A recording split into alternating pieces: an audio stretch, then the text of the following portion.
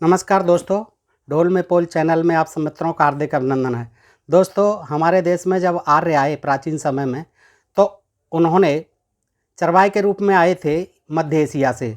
जब उन्होंने देखा कि यहाँ की ज़मीन बहुत उपजाऊ है, यहाँ विपुल संपदा है, तो उन्होंने यहाँ अपना राज्य कायम करने का तमाम तरह से प्रयास किया और उसी प्रयास में इन्होंने तमाम धार्मिक ग्रंथ तरह तरह से अपने हिसाब से कानूनों के रूप में लिख मारे। तमाम पूजा पाठ और देवी देवता और उनका जो है प्रचार प्रसार इस तरह से किया कि यहाँ के जो मूल निवासी थे उनको इन्होंने आर्य और अनार्य, ये खुद आर्य थे, उनको अनार्य कह दिया और उनको कभी खुद देव बने, फिर उनको दस्यु कह दिया, कभी दानव कह दिया, कभी दैत्य कह दिया, राक्षस कह दिया। तो इस तरह से राक्षस जो शब्द है उसका तो मतलब ही यह रक्षति स राक्षस है, जो रक्षा करता है वो राक्षस होता है। तो दोस्तों, ये आर्य लोग जो है वैदिक यज्ञ किया करते थे, जिसमें वेद के मंत्रों का उच्चारण होता था और विभिन्न तरह के यज्ञ होते थे। उनमें पशु बलि यज्ञ और अश्वमेध यज्ञ और नरमेध यज्ञ भी नरमेध यज्ञ भी होता था, जिसमें मनुष्यों की बलि दी जाती थी।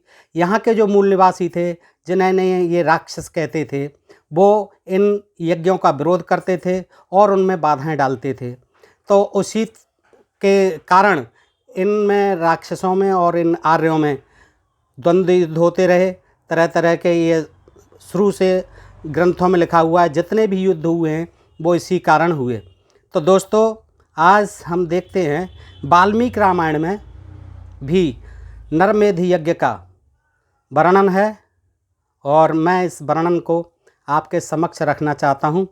आइए देखिए, ये श्रीमद् वाल्मीकि रामायण है, सचित्र हिंदी भाषांतर सहित, प्रथम कांड बालकांड से किष्किंधा कांड तक, गीता प्रेस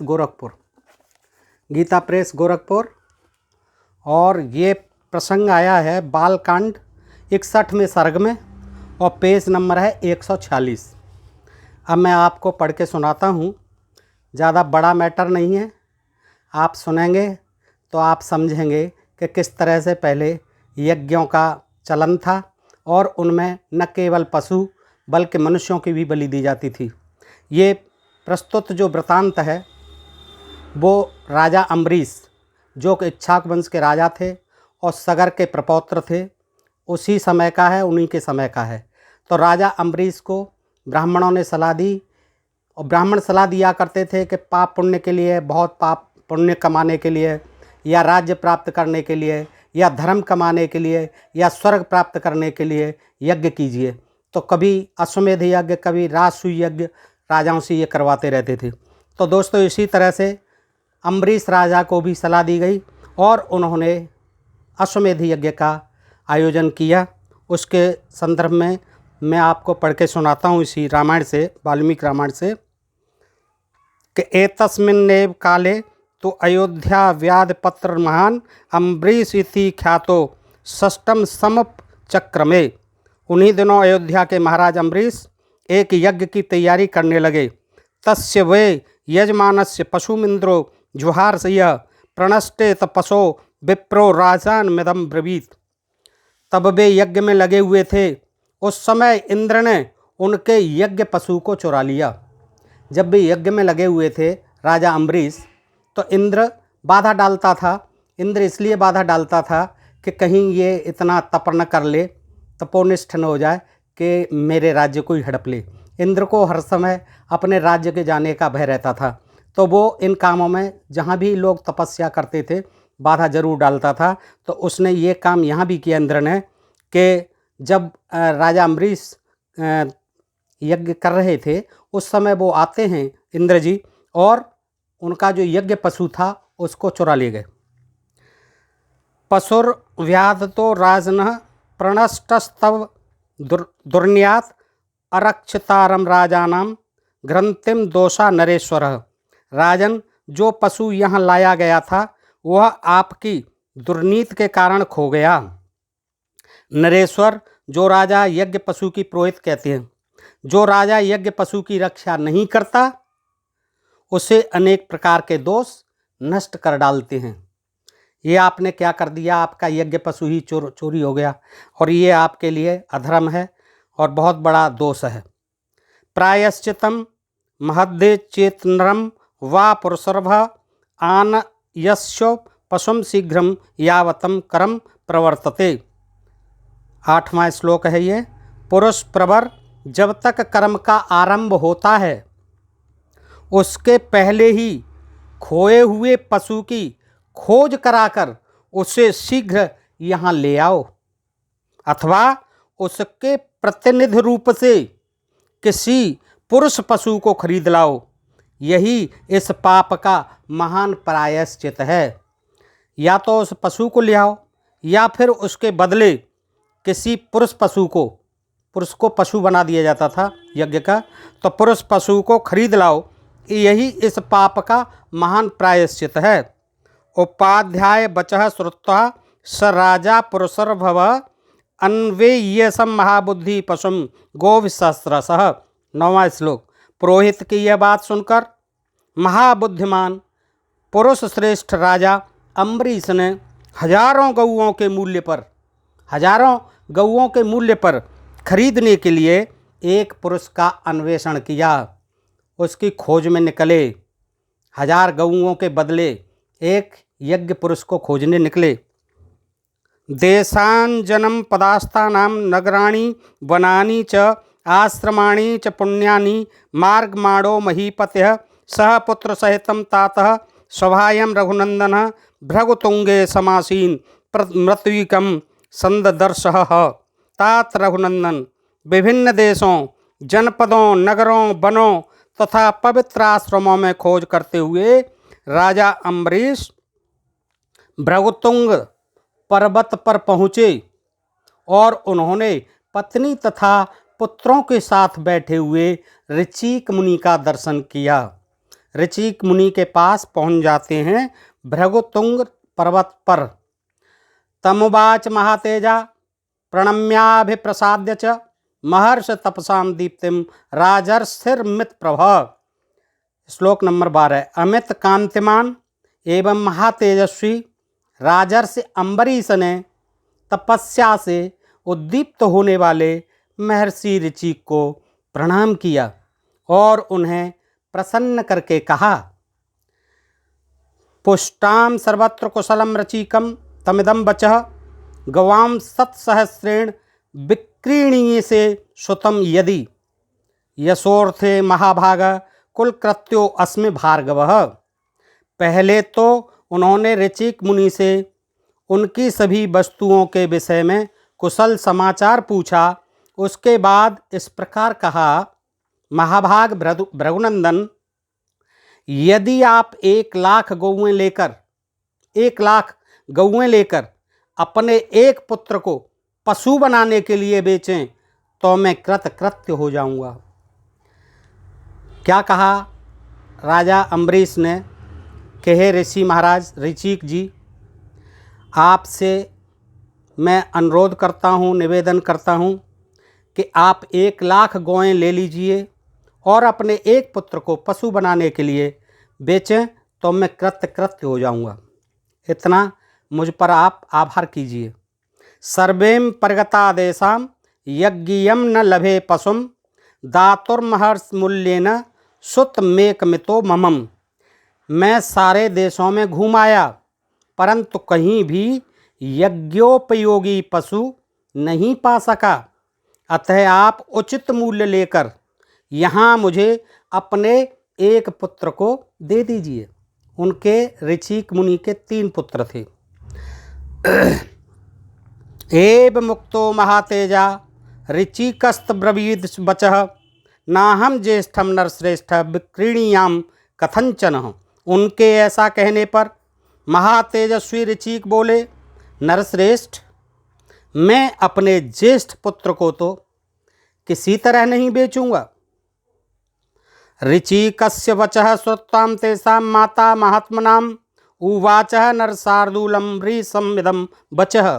ऋचिक मुनि की बात सुनकर उन महात्मा पुत्रों की माता ने पुरुष सिंह अम्बरीश से इस प्रकार कहा। पिताजी ने मना कर दिया कि मैं ज्येष्ठ पुत्र को नहीं दूंगा। अब माता कहती हैं बच्चों की कि ऋषि मुनि की बात सुनकर उन महात्मा पुत्रों की माता ने पुरुष सिंह अमरीश से इस प्रकार कहा, अब विक्रेयम सुतम ज्येष्ठम भगवानाह भार्गवः ममाप दयितम विद्य कनिष्ठम शुनकम प्रभो तस्मात् कनीयसम पुत्रम न दास्ये तब पार्थिवः। प्रभो भगवान भार्गव कहते हैं कि ज्येष्ठ पुत्र कदापि बेचने योग्य नहीं है। देखिए खरीद फरोख्त होती थी नरमेध यज्ञ के लिए, परंतु आपको मालूम होना चाहिए, माता कह रही है, आपको मालूम होना चाहिए जो सबसे छोटा पुत्र सुनक है वह मुझे भी बहुत ही प्रिय है। इनको ज्येष्ठ प्रिय है तो जो सबसे छोटा है सुनक वो मुझे भी बहुत प्रिय है। अतः पृथ्वीनाथ मैं अपना छोटा पुत्र आपको कदापि नहीं दूंगी। प्रायेण ही नरश्रेष्ठम ज्येष्ठा पितुषबल्लवा मात्रणाम च कनीयासस्तस्माद् रक्षे कनीयसम। श्लोक नंबर 19। नरश्रेष्ठ प्रायः जेठे पुत्र पिताओं को प्रिय होते हैं और छोटे पुत्र माताओं को।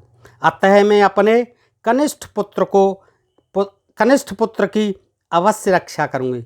मैं सबसे जो तीसरा है छोटा है मैं उसकी अवश्य रक्षा करूँगी, यानी उसे नहीं बेचने दूंगी। उक्त वाक्ये मुनो तस्मिन् मुनपल्याम तथैव च पुनः सेप स्वयं राम मध्यमो वाक्यम ब्रवीत। श्री राम मुनि और उनकी पत्नी के ऐसा कहने पर मझले पुत्र पुनः सेप ने स्वयं कहा। श्री राम को ये कथा सुना रहे हैं। श्री राम मुनि और उनकी पत्नी के ऐसा कहने पर मझले पुत्र पुनः सेप ने स्वयं कहा। अब वो वहाँ उपस्थित था बीच का भी मझला पुत्र, उसका नाम था पुनः सेप। वो क्या बोलता है, स्वयं बोलने लगा, पिता ज्येष्ठम विक्रेयम माता चाह कनीयसम विक्रेयतम मध्यम मन्ये राजपुत्र नयस्वमाम।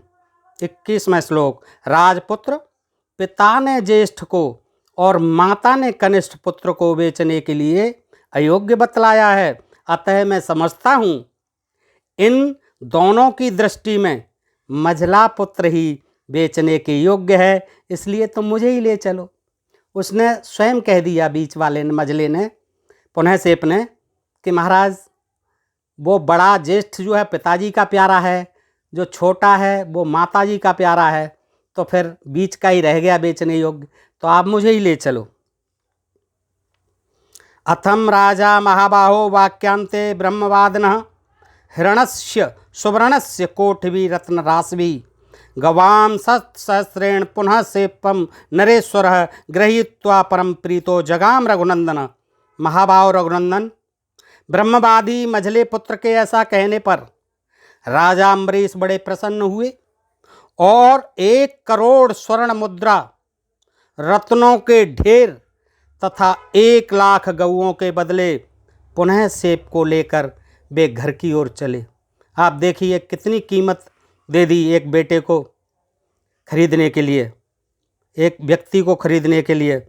कितना? 1 करोड़ स्वर्ण मुद्रा, रत्नों के ढेर तथा 1 लाख गऊओं के बदले पुनः सेप को लेकर अम्बरीश राजा अपने घर की ओर चले। अम्बरीशस्तम राजर्षिम रथम आरोप्य सत्वरः पुनः सेपम महातेजा जगामासु महाशया महायशः।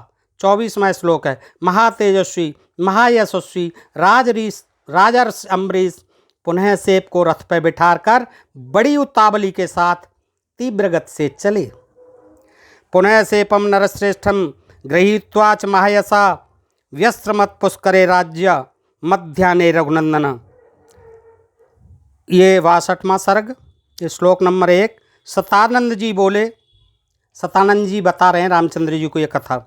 सतानंद जी बोले, नरश्रेष्ठ रघुनंदन महायशस्वी राजा अम्बरीश पुनः सेप को साथ लेकर दोपहर के समय पुष्कर तीर्थ में आए और वहाँ विश्राम करने लगे। तस्य विश्रमाणस्य पुनः सेपो महायशः पुष्करम ज्येष्ठमागम्य विश्वामित्रम ददर्शः तस्यन्तमृषभी सार्धम मातुलम परमातुरः और विषण्णवदनो दीनस्तृष्णिया च श्रमेण च पपान्तांके मुने राम वाक्यम चेदम उवाच श्री राम जब वे विश्राम करने लगे उस समय महायशस्वी पुनः से ज्येष्ठ पुष्कर में आकर ऋषियों के साथ तपस्या करते हुए अपने मामा विश्वामित्र से मिला। विश्वामित्र जी वहाँ पहले से ही तपस्या कर रहे थे, तो विश्वामित्र जी उनके मामा लगते थे उस पुनःसेप के। वह अत्यंत आतुर एवं दीन हो रहा था, होगा ही, क्योंकि उसकी तो बलि दी जानी थी, खरीद के लाया गया था। तो उसके मुख पर विषाद छा गया था। वह भूख प्यास और परिश्रम से दीन हो मुनि की गोद में गिर पड़ा और इस प्रकार बोला। विश्वामित्र जी की गोद में गिर पड़ा, यानी अपने मामा जी की गोद में गिर पड़ा। वो तपस्या कर रहे थे पुष्कर में पहले से। न मे अस्ति माता न पिता ज्ञातो बांधवा कुतः त्रातुम महर्षिमा सौम्यम धर्मेण मुनिपुंगव। चौथा श्लोक। सौम्य मुनिपुंगव, न मेरे माता हैं न पिता, फिर भाई बंधु कहाँ से हो सकते हैं, मैं असहाय हूँ, अतः आप ही धर्म के द्वारा मेरी रक्षा कीजिए। विश्वामित्र से विलाप करता है।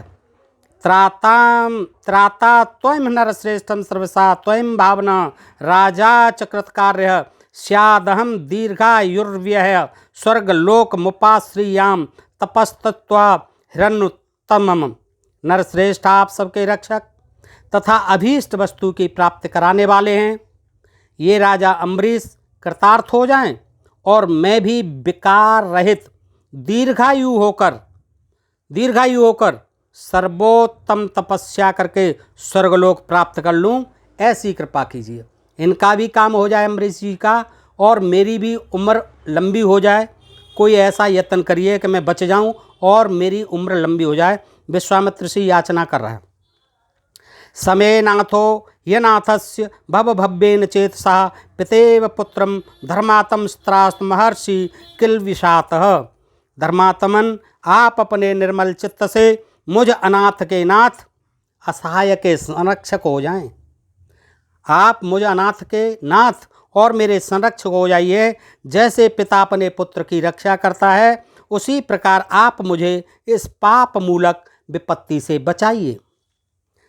तस्य तद्वचनं श्रुत्वा विश्वामित्रो महातपः और शान्तन्वित्वा बहुविधिं पुत्रानिधिं उवाच।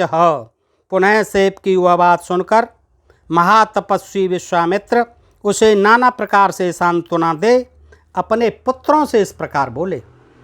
अब विश्वामित्र जी उसे सांत्वना दे रहे हैं और अपने पुत्रों से क्या कहते हैं। यत् कृते पितरम पुत्रांचयन्ति शुभार्थिनः परलोक हितार्थास्तस्य कालो अयम आगतः। 9वां श्लोक। बच्चों, शुभ की अभिलाषा रखने वाले पिता जिस पारलौकिक हित के उद्देश्य से पुत्रों को जन्म देते हैं, उसकी पूर्ति का ये समय आ गया है। जिस कामना के साथ पिता बच्चों को जन्म देता है, पालता है, आज उसका समय आ गया है। अयम मुनिश्रुतो बालो मत शरणम इच्छति अस्य जीवित मातृणम प्रियम कुरुतः पुत्र कहा। पुत्रो, यह बालक मुनि कुमार मुझसे अपनी रक्षा चाहता है। तुम लोग अपना जीवन मात्र देकर इसका प्रिय करो। तुम अपना जीवन देके इसकी रक्षा करो, क्योंकि ये मेरी शरण में आया है और मैंने इसको शरण दी है। सर्वे सुकृत कर्माणः सर्वे धर्मपरायणः पशुभूताम नरेन्द्रस्य तृप्तिमग्ने प्रयच्छत। तुम सबके सब पुण्यात्मा और धर्मपरायण हो, अतः राजा के यज्ञ में पशु बनकर अग्निदेव को तृप्ति प्रदान करो।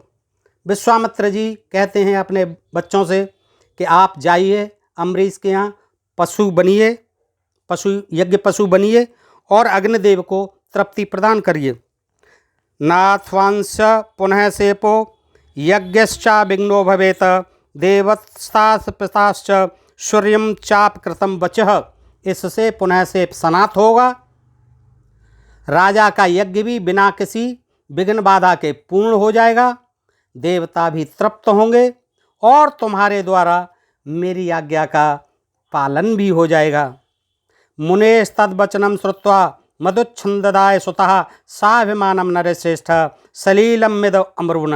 नरश्रेष्ठ विश्वामित्र मुनि का यह वचन सुनकर उनके मधुछंद आदि पुत्र अभिमान और अवहेलना पूर्वक इस प्रकार बोले।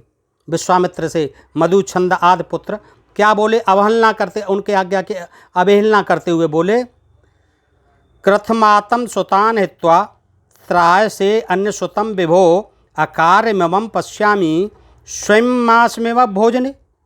14वां श्लोक। प्रभो, आप अपने बहुत से पुत्रों को त्याग कर दूसरे के एक पुत्र की रक्षा कैसे करते हैं? जैसे पवित्र भोजन में कुत्ते का मांस पड़ जाए तो वह अग्राह्य हो जाता है, उसी प्रकार जहाँ अपने पुत्रों की रक्षा आवश्यक हो वहाँ दूसरे के पुत्र की रक्षा के कार्य को हम अकर्तव्य की कोटि में देखते हैं। अकर्तव्य, ये कोई कर्म नहीं है आपका, ये उचित कर्म नहीं है, यह कर्तव्य है, आपका अकर्म है। तेषां तद्वचनं श्रुत्वा पुत्राणां मुनिपुंगवः क्रोधं संरक्तनयनो ब्राहर्तम चक्रपमे। उन पुत्रों का यह कथन सुनकर मुनिवर विश्वामित्र के नेत्र क्रोध से लाल हो गए। वे इस प्रकार कहने लगे, ने साधुस्मिदं प्रोक्तम धर्मादप विगर्तिम अतिक्रम्य च मृदवाक्यम दारुणम रोमहर्षणाम स्वमासम भोजनः सर्वे वासिष्ठा इव जातिषु पूर्णम वस्त्र सहस्रम तो पृथिव्याम मनु वस्तथ। अरे तुम लोगों ने निर्भय होकर ऐसी बातें कही हैं जो धर्म से रहित एवं निंदित हैं। मेरी आज्ञा का उल्लंघन करके जो यह दारुण एवं रोमांचकारी बात तुमने मुँह से निकाली है। विश्वामित्र जी क्रोध में कहते हैं अपने बच्चों से कि जो बात तुमने मुँह से निकाली है, इस अपराध के कारण तुम सब लोग भी वशिष्ठ के पुत्रों की भांति कुत्ते का मांस खाने वाली मुष्टिकाद जातियों में जन्म लेकर 1000 पूरे वर्षों तक इस पृथ्वी पर रहोगे। विश्वामित्र जी को क्रोध आता है, जब उनकी आज्ञा की अवहेलना होती है तो वो ये शाप देते हैं कि तुम भी वशिष्ठ के पुत्रों की भांति कुत्ते का मांस खाने वाले मुष्टिक आदि जातियों में, कोई मुष्टिक जाति रही होगी वशिष्ठ जी के द्वारा पैदा की हुई और उनके बच्चों ने कुत्ते का मांस खाया था, तो ये साफ कहते हैं कि वशिष्ठ के पुत्रों की भांति कुत्ते का मांस खाने वाली मुष्टिक आदि जातियों में जन्म लेकर पूरे 1000 वर्षों तक इस पृथ्वी पर रहोगे। कृत्वां साप समायकान् पुत्राणां मुनिवरस्तदा सनोसेप मुवार्चांतम कृत्वा रक्षां निरामयाम। इस प्रकार अपने पुत्रों को शाप देकर मुनि विश्वामित्र ने उस समय शोकार्त पुनः सेप की निर्विघ्न रक्षा करके उससे इस प्रकार कहा। पुनः सेप से कहते हैं, पवित्र पाशैराबद्धो रक्त माल्यानुलेपनः वैष्णम यूपमासाद्य बाग्माघिमुदाग्रह इमेच गाद्ये द्वे दिव्ये गायथा मुनिपुत्रक अम्बरीशस्य यज्ञे अस्मित सिद्धिवाक्यम पासी। मुनि कुमार अम्बरीश के इस युग में, मुनि कुमार अम्बरीश के इस युग में जब तुम्हें कुश आदि पवित्र पासों से बांधकर लाल फूलों की माला और लाल चंदन धारण करा दिया जाए, यानी बांधकर पवित्र पासों से बांधकर लाल फूलों की माला और लाल चंदन धारण करा दिया जाए, उस समय तुम विष्णु देवता संबंधी यूप के पास जाकर, देवताओं के यूप बनाए जाते थे, तो वो कहते हैं विष्णु देवता संबंधी जो विष्णु का यूप बना होगा उसके पास जाकर वाणी द्वारा अग्नि की, इंद्र और विष्णु की स्तुति करना और इन 2 दिव्य गाथाओं का गान करना। इससे तुम मनोवांछित सिद्धि प्राप्त कर लोगे, यानी बच जाओगे। इंद्र की और विष्णु की यश गाथा गाना, स्तुति करना, वो खुश हो जाएंगे तो आप बच जाएंगे। ये गाथा गाना ये बताते हैं। पुनः सेपो गृहीत्वाम त्वद्वय गाथे सुमाहितः तुरैया राजसिंहम तम्बरीशम उवाचः। 21वां श्लोक। पुनः सेप ने एकाग्र चित्त होकर उन दोनों गाथाओं को ग्रहण किया, जो मंत्र दिए थे उनको ग्रहण किया और राज सिंह अम्बरीश के पास जाकर उनसे शीघ्रतापूर्वक कहा, राज सिंहम महाबुद्धे शीघ्रम गच्छा बहे वयम निर्वस्त्रम से राजेंद्र दीक्षाम च समदाहर। 22 श्लोक। राजेंद्र परम बुद्धिमान राज सिंह, अब हम दोनों शीघ्र चलें, आप यज्ञ की दीक्षा लें और यज्ञ कार्य संपन्न करें। तद्वाक्यम मिश्रम पुत्र से श्रुत्वा हर समन्वितः जगाम नृपत शीघ्रम यज्ञवाटम मतीन्द्रतः। 23। ऋषि कुमार का यह वचन सुनकर राजा अम्बरीश आलस्य छोड़ हर्ष से उत्फुल्ल हो शीघ्रतापूर्वक यज्ञशाला में गए। सदस्यानुमते राजा पवित्र कृत लक्षणम पश्वम रक्तावरम कृत्वा यूपेत संबंधयत। वहाँ सदस्य की अनुमति ले राजा अम्बरीश ने पुनः सेप को कुश के पवित्र पास से बांधकर उसे पशु के लक्षण से संपन्न कर दिया और यज्ञ पशु को लाल वस्त्र पहनाकर यूप से बांध दिया। सबद्धो बाघिर अग्नियाभिर्विस्तुस्ताम्बेश्वरो इंद्रमिंद्रानुजः चैव यथा वन मुन पुत्र कह। बंधे हुए मुनिपुत्र पुनः सेप ने उत्तम वाणी द्वारा इंद्र और उपेंद्र इन दोनों देवताओं की यथावत स्तुति की। श्लोक 25। ततः प्रीत सहस्राक्षो रहस्यस्तुतोस्तः दीर्घमायुस्तदा प्राद्याक्षन पुनः सेपाय वासभः। उस रहस्य भूत स्तुति से संतुष्ट होकर सहस्र नेत्रधारी इंद्र बड़े प्रसन्न हुए। उस समय उन्होंने पुनः सेप को दीर्घायु प्रदान की। इंद्र आ जाते हैं, खुश होते हैं उनकी स्तुति के द्वारा, पुनः सेप की स्तुति सुनकर, और फिर उसको रक्षा करते हैं, उसको वरदान देते हैं अभय और जीवन का कि आप जाइए, बच गए अब आप। नरश्रेष्ठ श्री राम राजा अम्बरीश ने भी देवराज इंद्र की कृपा से उस यज्ञ का बहुगुण संपन्न उत्तम फल प्राप्त किया। सच राजा नरश्रेष्ठ यज्ञ से च समाप्तवान फलम बहुगुणम राम सहस्राक्ष प्रसादजम। नरश्रेष्ठ श्री राम राजा अम्बरीश ने भी देवराज इंद्र की कृपा से उस यज्ञ का बहुगुण संपन्न उत्तम फल प्राप्त किया। विश्वामित्रो अपि धर्मात्मा भुवयस्ते महातपा पुष्करेषु नरश्रेष्ठ 10 वर्ष तानी चह। पुरुष प्रवर्ष के बाद महातपस्वी धर्मात्मा विश्वामित्र ने भी पुष्कर तीर्थ में पुनः 1000 वर्षों तक तीव्र तपस्या की। दोस्तों, यह प्रकरण था, आपने देखा इंद्र जी आ गए और उसको अभयदान दे दिया, जीवन दान दे दिया, और उसको भी कह दिया राजा को, अम्बरीश को, कि आपका यज्ञ सफल हो गया, अब आप मौज करो। दोस्तों, ये प्रकरण मैंने आपके सामने रखा। आपको पसंद आए तो दोस्तों में शेयर कीजिए। और मैं समझता हूँ कि इसमें वाल्मीकि रामायण है, इसमें किसी अंग्रेज़ ने या किसी मुसलमान ने कोई मिलावट नहीं की है। ये मैं सबके सामने, आप लोगों के सामने बिल्कुल उदाहरण सहित सब कुछ बता के, फिर भी कुछ लोग कहते हैं कि मिलावट की, अंग्रेज़ों ने मिलावट की है, उन्होंने कम्युनिस्टों ने मिलावट की है, मुसलमानों ने, पता नहीं क्या भाई कहाँ से मिलावट हो रही है। ये छापने वाले तो अपने ही हैं, गीता प्रेस और गुरुपुर, इन्होंने भी मिलावट करवा दी होगी उनसे लेके पैसा। तो दोस्तों खैर ठीक है, ये आपको पसंद आए तो इसे आप लाइक, शेयर और सब्सक्राइब करें। ढोल में पोल चैनल ऐसे ही इन ग्रंथों से तमाम अंट-संट बातें आपके सामने रखता रहेगा। दोस्तों, आप इसको सब्सक्राइब करिए और अपने ढोल में पोल चैनल का परिवार को आगे बढ़ाने की बहुत बहुत कृपा करें। धन्यवाद। जय हिंद, जय भारत।